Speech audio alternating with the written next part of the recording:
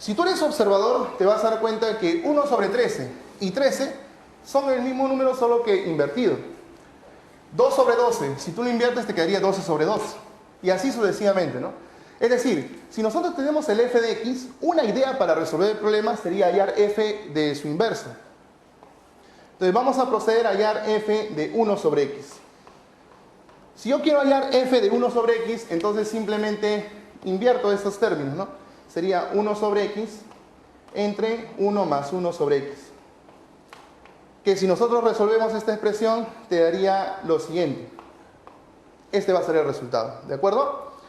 Ahora, si nosotros relacionamos ellos dos, si nosotros sumamos f de x más f de 1 sobre x, que es su inverso, obtendríamos lo siguiente, ¿no?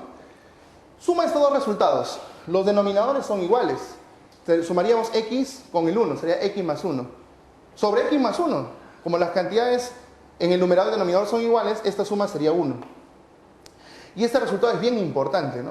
¿Qué significa f de x más f de 1 sobre x igual a 1? Que si yo sumo f de un número con f de su inverso, el resultado va a ser 1, ¿sí o no? Por lo tanto, si nosotros tenemos los números 1 sobre 13, 2 sobre 13, 3 sobre 13, hasta el 13, lo que podría hacer es analizar los numeradores.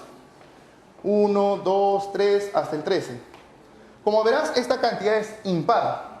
Entonces, si es impar, quiere decir que va a haber 6 términos a la izquierda, va a haber 6 términos a la derecha y va a haber un término al centro. Aquí va a haber 6 términos, aquí va a haber 6 términos y va a haber uno en el centro. Pregunta, la suma de f de 1 sobre 13 más f de 13 sobre 1, esa suma, jovencitos, me va a dar 1, ¿sí o no? La suma del segundo con el penúltimo también me va a dar 1. El tercero con el antepenúltimo también me va a dar 1. Entonces, si acá hay 6 números, con estos otros 6 números, pregunta, ¿esta suma me daría 6, sí o no? Por lo tanto, esta suma me daría 6. Más, acá me quedaría f de 7 sobre algo.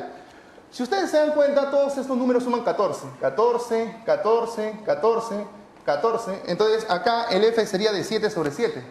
O sea, f de 1. Si tú reevalúas aquí, f de 1, ¿cuánto sale? Un medio.